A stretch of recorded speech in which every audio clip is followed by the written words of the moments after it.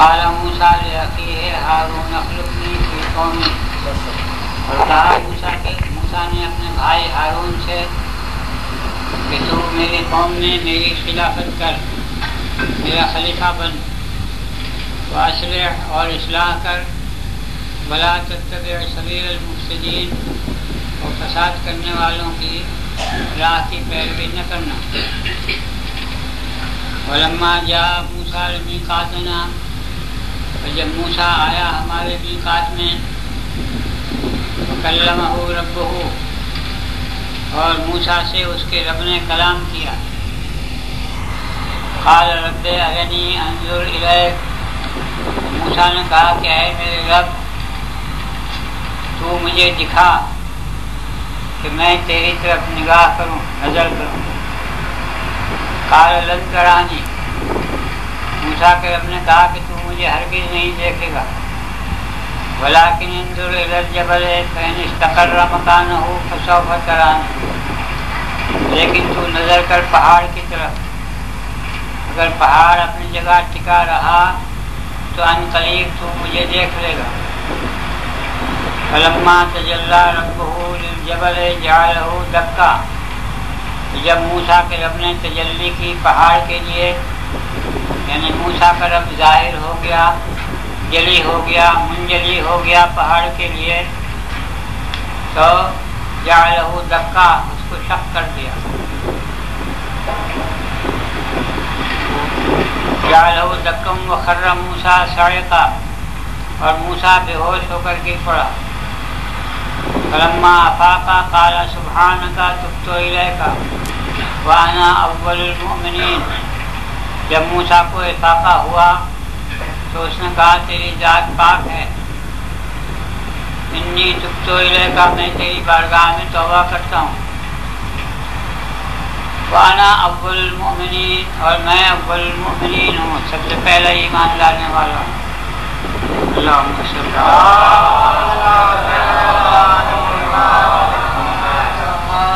پہلی بات تو یہ ہے کہ حضرت موسیٰ علیہ السلام کے جو 30 راتوں کا وعدہ لیا گیا تھا وہ کب لیا گیا تھا، اور وہ 10 راتیں کون سی تھیں جن کے اضافے سے 40 رات کا میقات بنا؟ قرآن مجید میں اس کا کوئی تذکرہ نہیں ہے، لیکن جب تک ہم کو معلوم نہیں ہو جائے وہ بات، وہاں تک بات کا پتہ نہیں چلے گا اور تقویم کا حساب معلوم نہیں ہوگا۔ اس لیے یہ چیز جیسے قرآن مجید کے اندر آئی تو تفسیروں میں اسے بیان کیا گیا، اور قرآن مجید میں بھی اس کے اشارات آئے،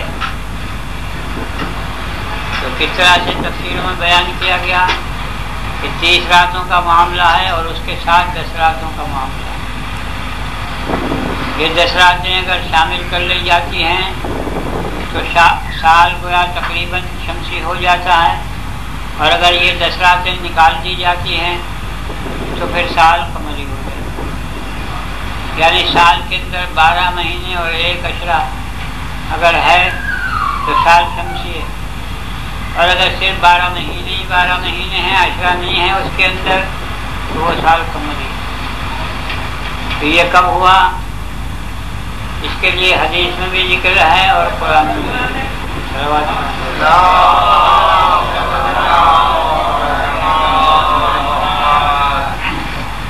تفسیر میں یہ ذکر آیا حضرت موسیٰ علیہ السلام نے 30 روز روزہ رکھا ماہ ذوالقعدہ میں۔ 30 روز روزہ رکھنے کے بعد انہوں نے 31ویں روز مسواک کر لیا، تو مسواک کرنے کے سلسلے میں اللہ نے فرمایا کہ تو نے مسواک کیوں کر لیا؟ تو حضرت موسیٰ علیہ السلام کے اوپر 10 راتوں کا اور جرمانہ ہوا کہ 10 روزے اور رکھو۔ وہ 10 روزے حضرت موسیٰ علیہ السلام نے رکھے ہوئے، اسی 31ویں روزے کے بعد، 31ویں دن کے بعد پہلی ذی الحجہ سے لے کر 10ویں ذی الحجہ تک۔ یہ تفسیروں میں یہ بات موجود ہے، 31ویں دن کا ذکر بھی موجود ہے وہ 31واں دن جو ہے وہی لیپ ایئر کا دن ہوتا ہے. جس سال میں لیپ ہوتا ہے تو ذوالقعدہ کے بعد 31واں دن آتا ہے. ذوالحجہ سے پہلے جو الفجر کے نام سے پڑھایا جاتا ہے.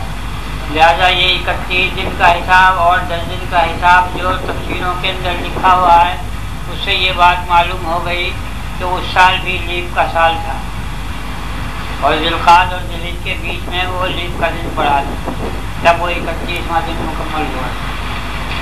اب جو لوگ یہ کہتے ہیں کہ یہ روزے رکھے گئے اس شان سے، تو ان کے حساب سے بقرعید کے دن کا روزہ حرام کیسے ہو؟ 10 روزے پورے کیے گئے ہیں پہلی ذوالحجہ سے لے کر 10 ذوالحجہ تک، تو بقرعید کا روزہ حرام کہاں سے ثابت ہے؟ اور بقرعید کا روزہ حرام ثابت نہیں ہوتا جب بقرعید کو عید مانا جائے عید الفطر کی طرح، تب تو اس کا روزہ حرام ہوگا. مگر بقرعید کا روزہ حرام نہیں ہوتا جبکہ یہ ثابت ہو جائے کہ بقرعید کی 10ویں تاریخ ہی یوم عاشور ہے. اور جب بقرعید کی 10ویں تاریخ یوم عاشور ثابت ہو جائے تو یہ بھی ثابت ہو جاتا ہے کہ عاشور کا روزہ پہلے سے رکھا جاتا چلا آیا. چنانچہ حضرت موسیٰ علیہ السلام کے یہاں عاشور کا روزہ رکھا جاتا تھا. یہ ذکر حدیث کی کتابوں میں موجود ہے، یہاں تک کہ صحیح بخاری میں بھی موجود ہے. لہذا بقرعید کوئی عید نہیں ہے، یہیں سے یہ بات ثابت ہوئی. پھر اس کے بعد وہ 10 راتیں، کون سی 10 راتیں تھیں؟ تو ان 10 راتوں کا ذکر آیا سورہ فجر میں، والفجر ولیال عشر والشفع والوتر. قسم الفجر کی یعنی وہی 31ویں دن کی، اور 10 راتوں کی قسم، اور جفت کی قسم اور تاپ کی قسم، اور رات کی قسم جب وہ گزر جائے. تو یہ قسم کھائی پروردگار عالم نے الفجر کی اور اس کے بعد 10 راتوں کی. تو ملحوظ خاطر رہے کہ تفسیر اس کی مقبول ترجمے کے حاشیے پر جو لکھی ہے تو یہی لکھی ہے کہ یہ 10 راتیں ذوالحجہ کی 10 راتیں. مگر جو بہت عقل مند مفسرین تھے اور جو پتہ نہیں لگنے دینا چاہتے تھے حقیقت کا، انہوں نے کہا 10 راتیں رمضان کی اخیر کی بھی فضیلت والی ہیں، اور 10 راتیں شعبان کی بھی فضیلت والی ہیں، اور 10 راتیں محرم کی بھی فضیلت والی ہیں، اور 10 راتیں ذوالحجہ کی بھی فضیلت والی ہیں. انہوں نے اس طرح سے گاجر میں گھٹنے ملا دی اور یہ پتہ ہی نہ چلنے دیا کہ اللہ نے کن 10 راتوں کی قسم کھائی ہے.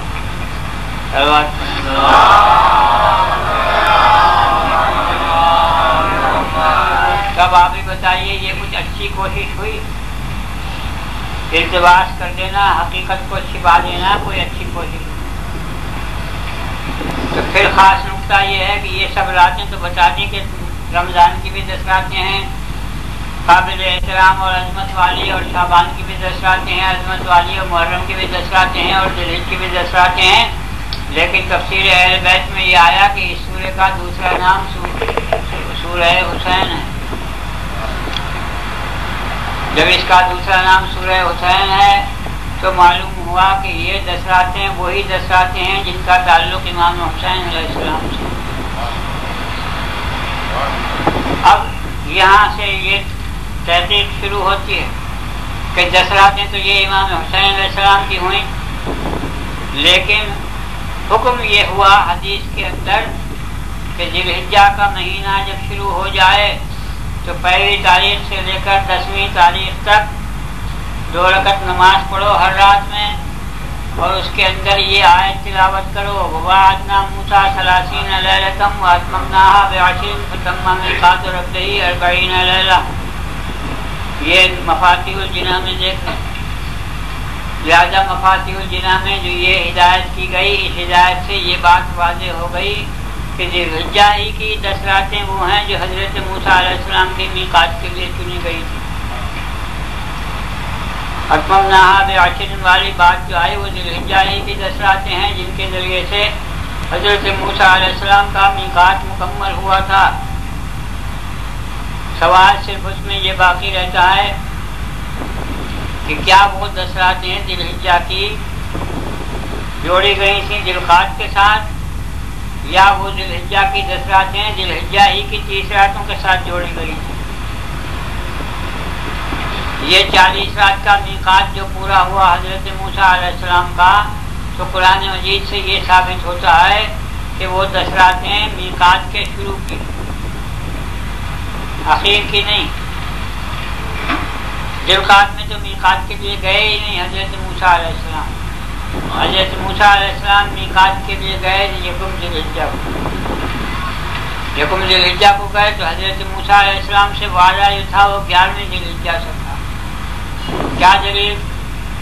سورہ طٰہٰ میں ارشاد ہوتا ہے پروردگار عالم کا کہ جب موسیٰ علیہ السلام پہنچ گئے میقات میں تو اللہ نے ان سے پوچھا وَمَا أَعْجَلَكَ عَنْ قَوْمِكَ يَا موسیٰ، کس چیز نے تجھے اس بات پر آمادہ کیا کہ تو قوم کو چھوڑ کر جلدی سے میرے پاس چلا آئے؟ اجرت کی حضرت موسیٰ علیہ السلام نے اللہ کے پاس جانے میں۔ وَمَا أَعْجَلَكَ عَنْ قَوْمِكَ يَا مُوسَىٰ قَالَ هُمْ أُولَٰئِكَ عَلَىٰ آثَرِي وَعَجِلْتُ إِلَيْكَ رَبِّ لِتَرْضَىٰ۔ انہوں نے کہا کہ وہ میرے نقش قدم پر چل رہے ہیں اور میں نے اجرت اس لیے کی کہ تو راضی ہو جائے۔ تو پیشگی 10 دن پہلے پہنچ گئے حضرت موسیٰ علیہ السلام، اس لیے میقات حضرت موسیٰ علیہ السلام کا پیشگی 10 راتوں کے جڑ جانے سے 40 رات کا مکمل ہو گیا۔ تو پہلے سے کیوں چلے گئے؟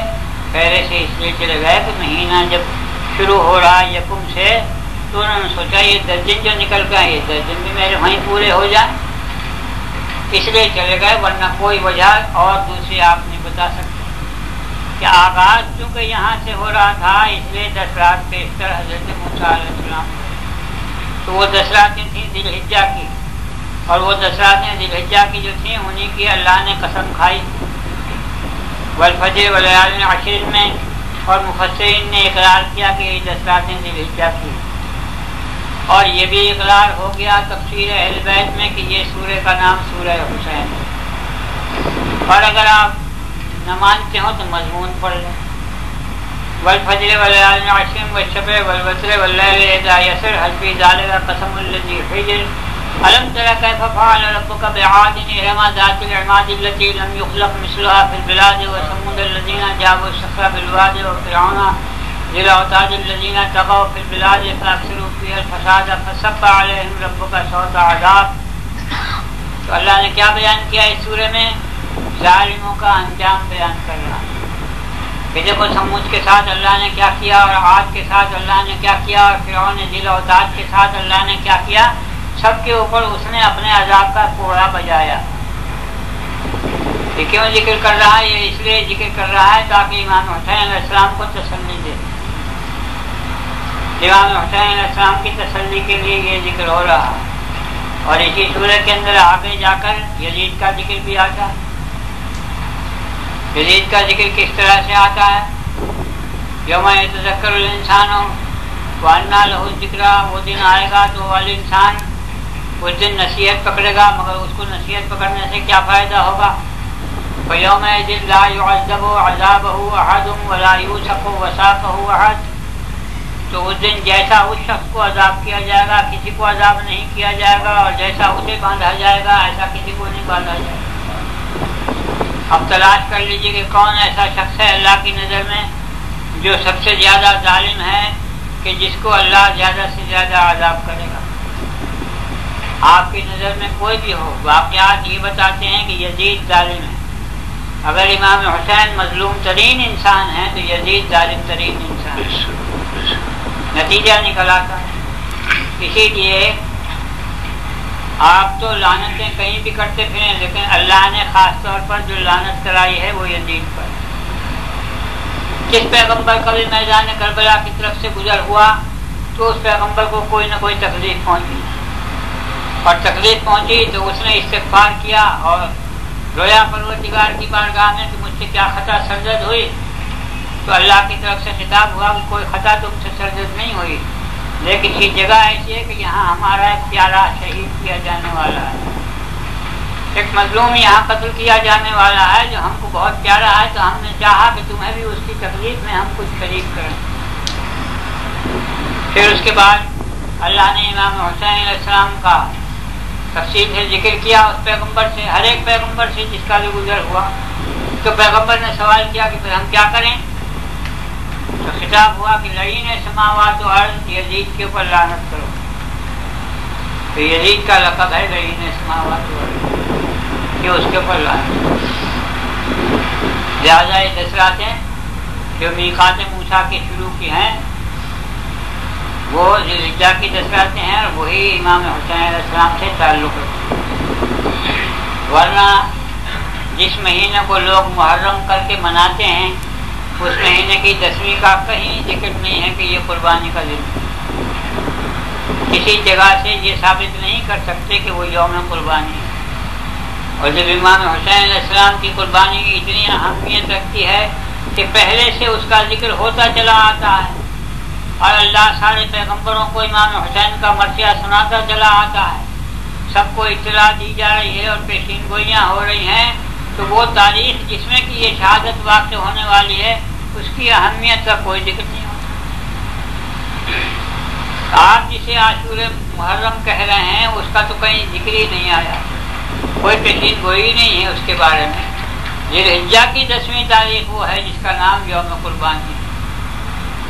اور یوم قربانی اس لیے نہیں کہ بکروں کی قربانی ہوتی ہے اس روز، اس لیے یوم قربانی اس کا نام ہے کہ اسی روز حضرت اسماعیل علیہ السلام کی قربانی ہوئی، اسی روز حضرت عبداللہ علیہ السلام کی قربانی ہوئی، اور حج کی قربانی بھی اسی روز ہوتی ہے کیونکہ آغاز حج کی قربانی کا عیدی قربانیوں سے تو ہوا. اور اسی لیے جب وہ یوم قربانی ہے تو حقیقی قربانی امام حسین علیہ السلام کی قربانی، لہٰذا حقیقی قربانی ہونے کی وجہ سے اسی روز امام حسین علیہ السلام کی شہادت ہونی چاہیے، جس کے لیے قرآن میں آیا حضرت اسماعیل علیہ السلام کے ذکر میں کہ وہ فدینا ہو بذبح عظیم، ہم نے اس کا فدیہ دے دیا ذبح عظیم کے صدقے میں، یعنی اسماعیل کو ذبح سے بچا لیا. اور یہ دن اور یہ جو منصب تھا یہ ذبح عظیم کے لیے اللہ نے محفوظ رکھا. وترکنا علیہ فی الآخرین، آخرین کے حق میں اس معاملے کو ناتمام چھوڑ دیا حضرت ابراہیم علیہ السلام.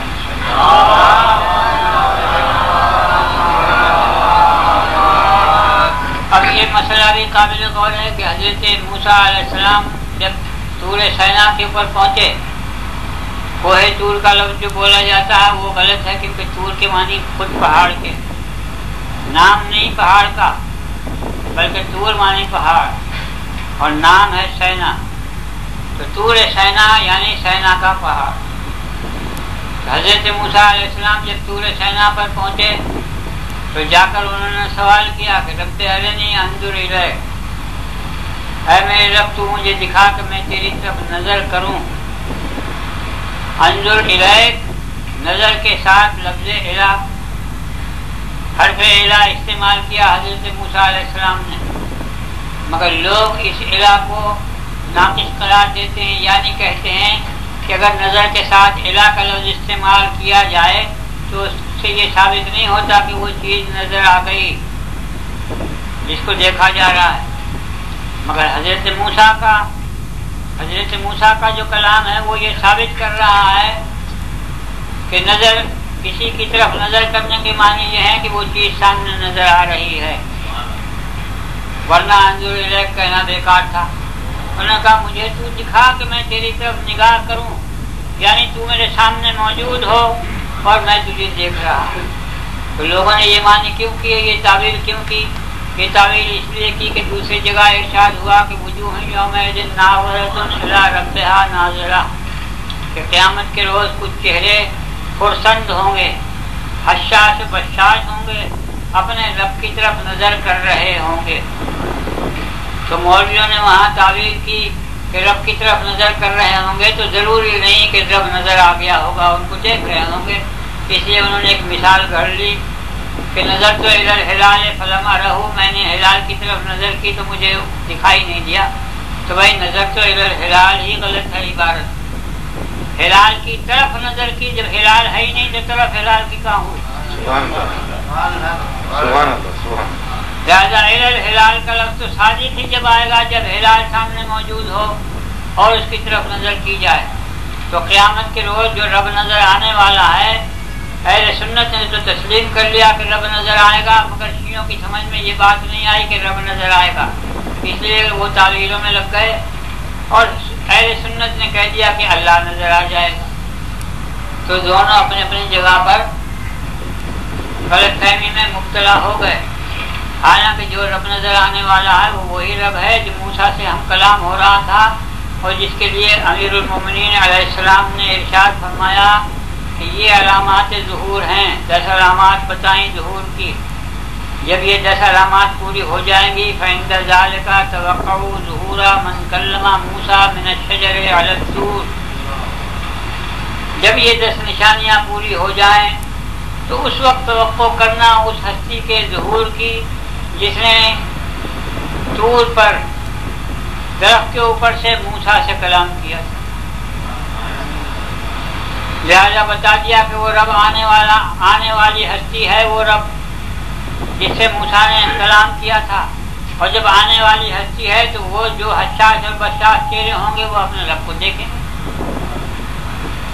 اور جو لوگ دشمن ہیں تو کلا انہم عن ربہم یومئذ لمحجوبون، تو ہرگز نہیں، وہ لوگ جو ہیں وہ اپنے رب سے محجوب رہیں گے، ان کو یہ شرف حاصل نہیں ہوگا، ان کی نگاہیں نیچی رہیں گی، وہ اپنے رب کو نہیں دیکھ سکتے۔ حشاش اور بشاش چہرے والے اپنے رب کو دیکھیں۔ تو اب خیال کیجئے یہاں بڑی بحث ہے علماء کے درمیان، علماء علم کلام کے درمیان، کہ جب یہ فرما دیا حضرت موسیٰ سے کہ لن ترانی، تو مجھے نہیں دیکھ سکتا،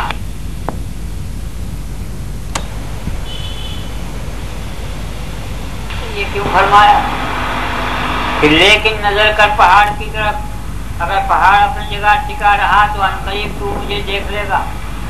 تو اللہ کی ذات کا دیکھنا تو ایسا ہے کہ وہ کسی طرح اگر مگر سے بھی نہیں دیکھا جا سکتا، وہاں اگر مگر نہیں لگائی جا سکتی کہ اگر یہ بات ہے تو اللہ نظر آ جائے گا، اور اگر یہ بات نہیں ہے تو اللہ نظر نہیں آئے گا۔ اللہ کو تو کسی حال میں دیکھا ہی نہیں جا سکتا، اس کو ان آنکھوں سے نہیں دیکھا جاتا، دل کی آنکھوں سے دیکھا جاتا ہے، سبحان اللہ، دل کی آنکھوں سے دیکھا جاتا ہے۔ تو لیکن یہاں جس ہستی کے دیکھنے کا سوال ہے وہ تو ان آنکھوں سے دیکھنے کا سوال ہے۔ لہذا جب یہ ارشاد ہوا کہ لیکن پہاڑ کی طرف دیکھ، اگر وہ ٹکا رہا اپنی جگہ تو عنقریب تو مجھے دیکھ لے گا، اس سے یہ بات ثابت ہوئی کہ موسیٰ جس ہستی سے درخواست کر رہے تھے کہ مجھے اپنا جلوہ دکھا، اس ہستی کا دیکھنا ممکن ہے، لیکن موسیٰ میں تعالی ضبط نہیں تھی دیدار کی، جیسے ہمارے اندر آفتاب کو دیکھنے کی طاقت نہیں ہے، آفتاب سے ہم آنکھ نہیں ملا سکتے، جس طرح آفتاب سے نگاہ نہیں ملائی جا سکتی لیکن پھر بھی اس کا دیکھنا ممکن ہے، اسی طرح اس ہستی کا معاملہ بھی ہے۔ تو اس ہستی نے بھی حضرت موسیٰ سے یہ کہا کہ تو اس قابل نہیں ہے کہ تو مجھے دیکھے، اور اگر تجھے یہی حضرت ہے تو پہاڑ کی طرف دیکھ، پہاڑ کی طرف دیکھ، اگر پہاڑ ٹکا رہا اپنی جگہ تو مجھے دیکھ لے گا۔ پھر کیا ہوا؟ موسیٰ نے پہاڑ کی طرف دیکھا، اور جب رب نے اپنی تجلی کی، یعنی پہاڑ کے لیے جلوہ اپنا دکھایا، تو پہاڑ شک ہو گیا، اور پہاڑ کے اوپر سے جو عکس لوٹا حضرت موسیٰ پر تو موسیٰ بے ہوش ہو گئے۔ لہذا وہ شان اور وہ ہستی اتنی عظیم الشان ہے کہ اس کا دیکھنا پیغمبروں کے لیے بھی بہت دشوار گزار ہے۔ پیغمبر بھی اس ہستی کو اس کی اصلی شکل میں نہیں دیکھ سکتے، یہ شرف تو صرف حضرت محمد مصطفیٰ صلی اللہ علیہ وسلم ملا کہ جنہوں نے اپنی عمر میں 2 بار ان کو ان کی اصلی شکل میں دیکھا، اور جس کا ذکر قرآن مجید میں موجود ہے، اور تفسیروں میں بالاتفاق یہ بات تسلیم کی گئی ہے کہ 2 بار انہوں نے دیکھا اس ہستی کو، اور 2 ہی بار معراج ہوئی۔ تو معراج کے معنی کیا ہے؟ وہ دیدار اس ہستی کا ہونا ہی رسول اللہ کی معراج۔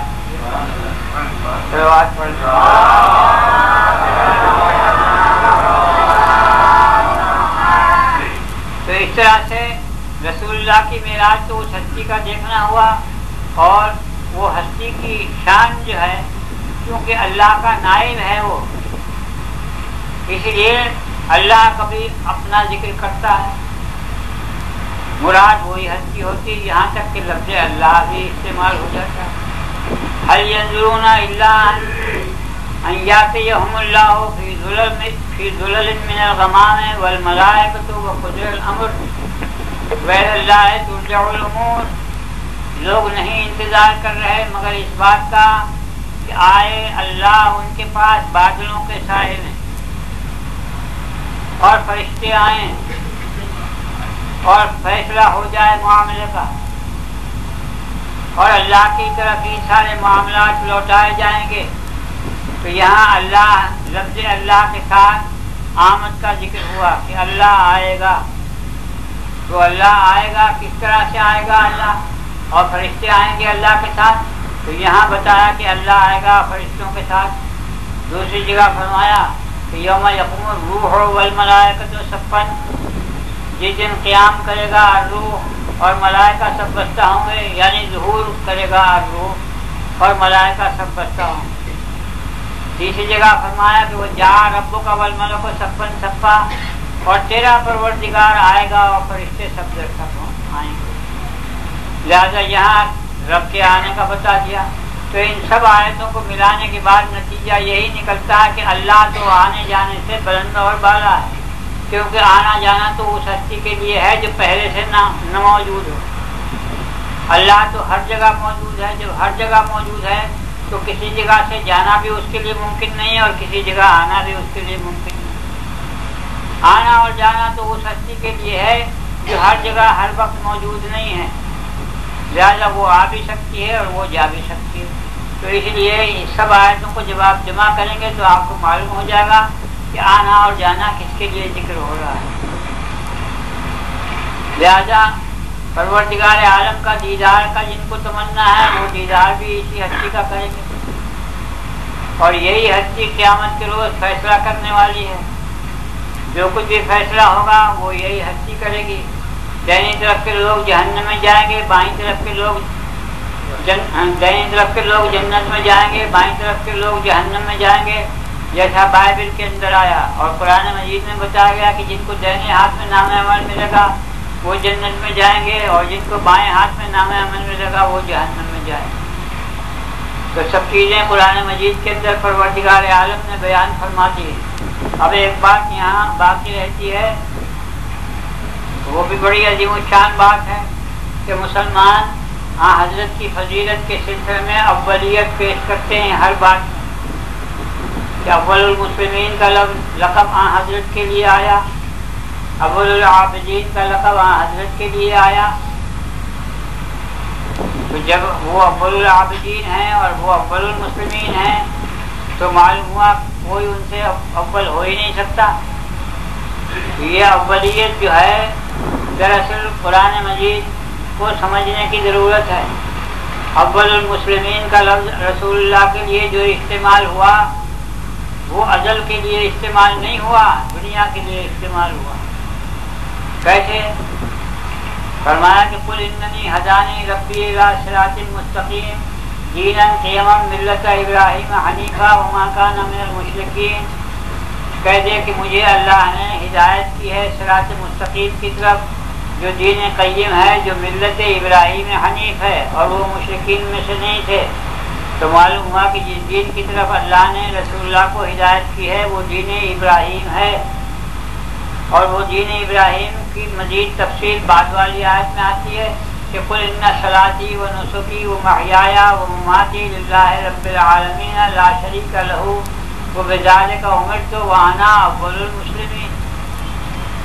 کہہ دے کہ میری صلاۃ اور میری قربانی اور میری زندگانی اور میری موت سب اللہ رب العالمین کے لیے ہے، اس کا کوئی شریک نہیں ہے، اور مجھے اسی کا حکم دیا گیا ہے اور میں اول المسلمین ہوں.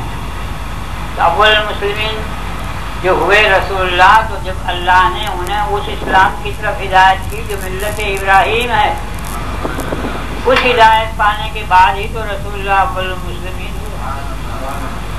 لہٰذا یہ اول المسلمین کا لفظ جو ہے وہ دنیا کے حساب سے بولا جا رہا ہے، ازل کے حساب سے نہیں ہے.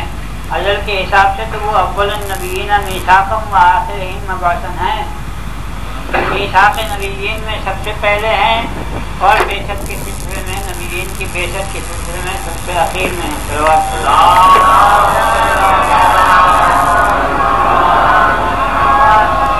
پھر اول العابدین رسول اللہ کہتے ہیں کہ انا اول العابدین، اللہ کا ادوارہ ہے، مگر اس کے ساتھ تو ایک شرط لگی ہوئی ہے.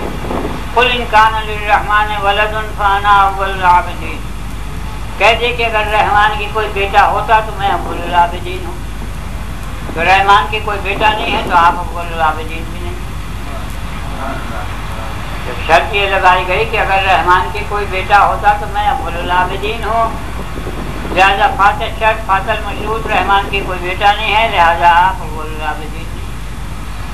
بات ایسی واضح ہونی چاہیے جیسے حضرت موسیٰ نے کہا کہ سبحانک تبت الیک وانا اول المؤمنین، تیری ذات پاک ہے، میں تیری طرف توبہ کرتا ہوں تیری بارگاہ میں، اور وانا اول المؤمنین، اور میں سب سے پہلے ایمان لانے والا ہوں. یعنی اس واقعے کے بعد تیری اس عظمت پر میں سب سے پہلے ایمان لانے والا ہوں. لہٰذا حضرت موسیٰ اول المؤمنین بنے، کوئی اسے غلط نہیں کہہ سکتا، وہ اول المؤمنین ہے، مگر اسی دنیا کے اندر ہی تو اول المؤمنین ہے، ازل کے حساب سے اول المؤمنین نہیں. اسی طریقے سے وہ جادوگر جو حضرت موسیٰ علیہ السلام پر ایمان لائے تھے، انہوں نے بھی اپنے کو اول المؤمنین کہا. انا آمنا بربنا لیغفر لنا خطایانا ان کنا اول المؤمنین، ہم اپنے پروردگار کے اوپر ایمان لائے تاکہ وہ ہماری خطاؤں کو بخش دے، اس بنیاد پر کہ ہم اول المؤمنین ہیں. وہ فرعون سے کہہ رہے ہیں. 70 نفر تھے وہ جادوگر جو حضرت موسیٰ علیہ السلام کے مقابلے میں آئے تھے، اور جیسے ہی انہوں نے دیکھا کہ حضرت موسیٰ کا عصا اژدہا بن گیا اور ان کی بنائی ہوئی سانپنوں کو جو رسیوں سے اور لاٹھیوں سے انہوں نے سانپنیں بنائی تھیں، ان سب کو وہ عصا نگل گیا، اور نکل جانے کے بعد وہ ویسی کی ویسی ہی لاٹھی ہو گئی جیسی لاٹھی تھی حضرت موسیٰ علیہ السلام کی. اور انہوں نے یہ بھی دیکھا کہ موسیٰ اس کے پکڑنے میں ذرا گھبراتے ہیں، تو معلوم ہو گیا کہ یہ کرتب اس کا نہیں ہے، یہ کوئی اور طاقت کر رہی ہے، اور یہ مجبوراً اس کے حکم پر عمل کر رہا ہے. کیونکہ موسیٰ نے ہاتھ کو کپڑا لپیٹا عصا کو پکڑنے کے لیے، بس وہیں سے وہ سجدے میں گر گئے. انہوں نے کہا آمنا برب العالمین رب موسیٰ و ہارون، ہم ایمان لائے رب العالمین پر جو موسیٰ اور ہارون کا رب. سبحان اللہ. حضرت موسیٰ علیہ السلام سے مثال دی گئی حضرت محمد مصطفیٰ صلی اللہ علیہ وسلم کو، اور لوگ ایمان لاتے ہیں اللہ پر اور رسول پر، لیکن مسیح ہارون کو چھوڑ دیتے. جادوگر پہلے ہی دن ایمان لائے، اتنی زیادہ معرفت بھی نہیں تھی، تو بھی انہوں نے موسیٰ کے ساتھ ہارون کا نام کیا ایمان لائے رب العالمین پر جو رب ہے موسیٰ اور ہارون. اور مسلمانوں کو یہ توفیق آج تک نہیں ہوئی، حدیثیں ساری پڑھ لیں لیکن اس کے بعد بھی مسیح ہارون کا درجہ نہ پہچانے اور ان پر ایمان نہیں لائے. تو حضور والا یہ لوگ جو حضرت موسیٰ پر ایمان لے آئے جادوگر، کتنے پختہ ایمان والے تھے. یہ ویسے ہی پختہ ایمان والے تھے جیسے کربلا میں تھے. فرعون نے بہت دھمکایا ان کو اور کہا کہ لَأُقَطِّعَنَّ أَيْدِيَكُمْ وَأَرْجُلَكُمْ مِنْ خِلَافٍ وَلَأُصَلِّبَنَّكُمْ فِي جُذُوعِ النَّخْلِ، کہ میں تمہارے ہاتھ پاؤں کاٹ ڈالوں گا، دائنا ہاتھ اور بایاں پاؤں اس طرح سے کاٹوں گا، اور تمہیں کھجور کے تنوں میں سولی دے دوں گا. قالوا لا ضير إنا إلى ربنا منقلبون، انہوں نے کہا کوئی مذائقہ نہیں. سبحان اللہ، سبحان اللہ. چھوٹی سی بات نہیں ہے، کتنی عظیم الشان بات.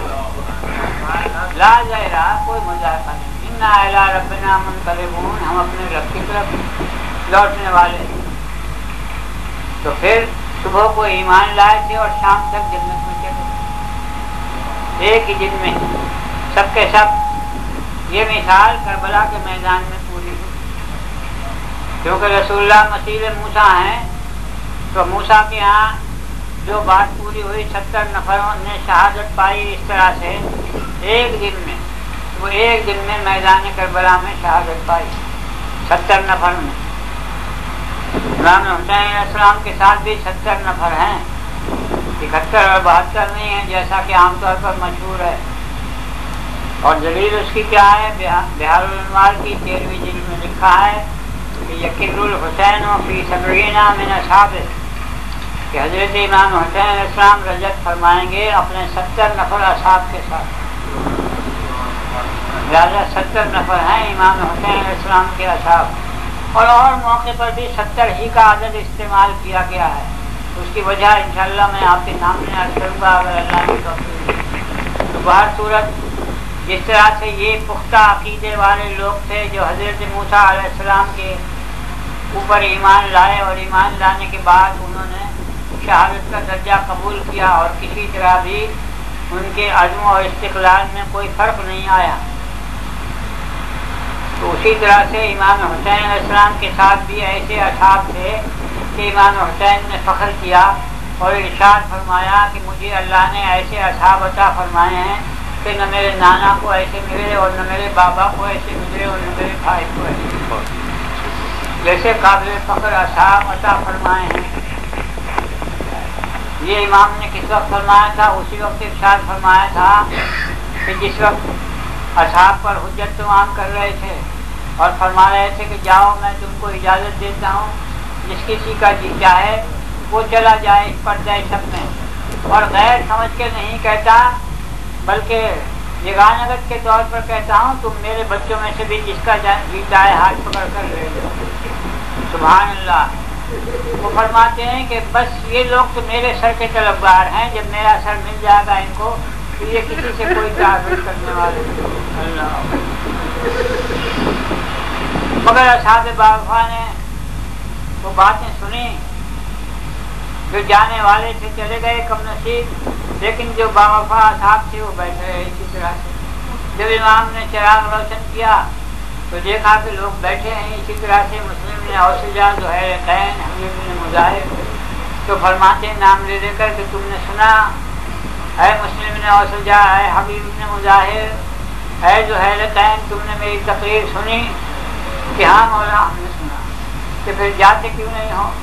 उन्होंने कहा मौला हम तो उस वक्त के लिए जिंदा ही नहीं रहना चाहते कि आपका वजूद हमारे दरमियान में हो। अगर हम इस वक्त चले भी जाएं आपको छोड़कर फिर भी तो हमको मरना है, मौत से तो कोई चारा नहीं। तो फिर क़यामत के रोज़ हम आपके नाना को क्या मुँह दिखाएंगे? जब वो पूछेंगे कि तुम मेरे नवाज से कोई इस तरह नजर आजा में यक्का उतना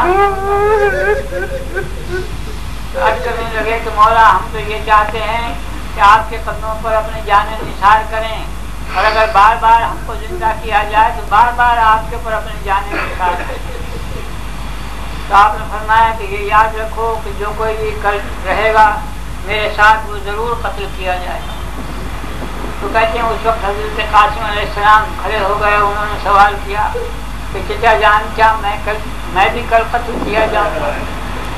इमाम हुसैन अलैहिस्सलाम ने नजर हज़रत कासिम की तरफ डाली और आपने सवाल किया बेटा तुम मौत को कैसा समझते हो? चचा जान मैं मौत को शहद से ज्यादा चीनी समझता हूँ और बर्फ से ज्यादा खुनुक समझता हूँ। तो इमाम हुसैन ने फरमाया कि बेटा तुम्हारा क्या जिक्र है, कल तो तुम्हारा नन्ना भाई अली असगर भी जिंदा नहीं बचेगा।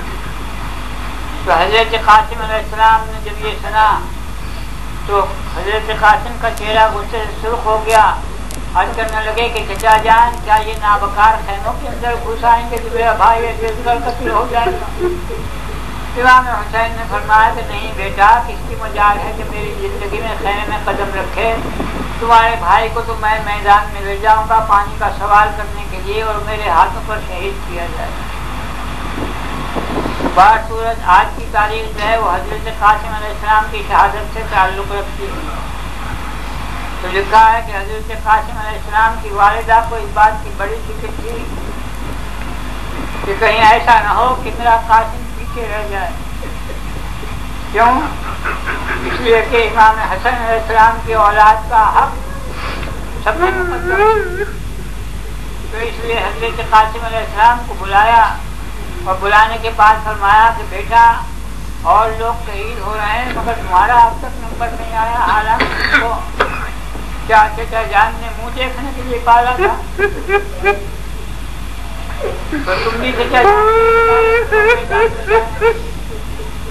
اور فرمانے لگی کہ تم کو معلوم ہے کہ میں تمہاری پھوپھی زینب کے سامنے شرم کی وجہ سے نہیں جا سکتی، اس لیے تم اجازت دو اور میدان میں جاؤ اور مجھے سرخرو کرو اپنے والد کے سامنے، ورنہ وہ مجھ سے سوال کریں گے کہ تو نے اپنی اولاد کو عزیز رکھا اور میرے بھائی کے اوپر قربان نہیں کیا۔ تو حضرت قاسم عرض کرنے لگے کہ میں تو کئی بار چچا جان سے اجازت مانگ چکا ہوں مگر چچا جان نے اجازت نہیں دی۔ تو پھر والدہ کے گلے میں بائیں ڈال کر رونے لگے۔ حضرت قاسم علیہ السلام نے بات کی تو کہتے ہیں کہ اس وقت ان کا ہاتھ حضرت قاسم کے بازو کے پر پڑا تو وہ تعویذ ایک بتا ہوا تھا، تعویذ امام حسن علیہ السلام نے باندھا تھا اور فرمایا تھا کہ جب کوئی مصیبت کا وقت آئے تو اس وقت اس تعویذ کو کھول کر دیکھنا۔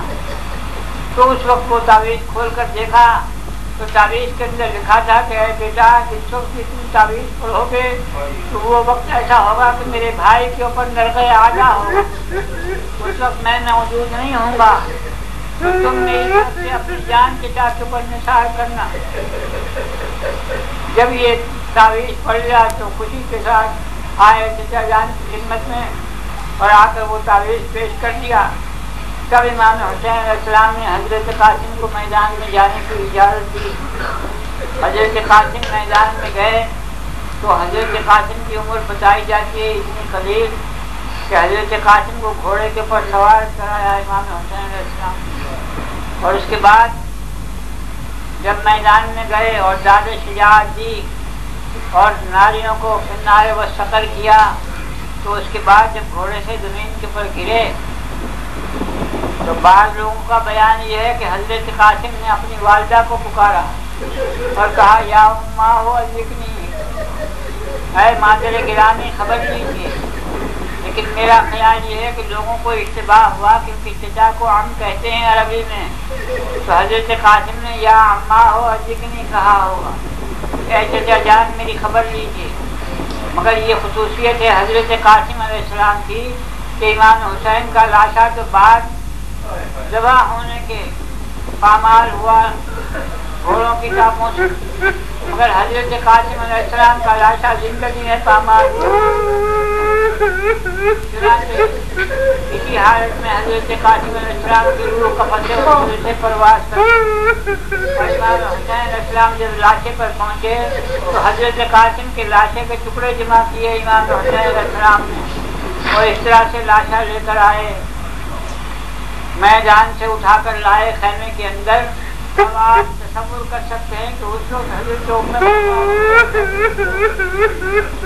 کیا کیفیت ہوگی اس ماں کی جس کے سامنے اس کے بچے کا لاشا اس عالم میں لا کر تمام بیویاں گرد جمع ہو گئیں۔ حضرت ام لیلا بار بار بس ہوتی تھیں اور بیویاں ان کو تسلی دیتی تھیں۔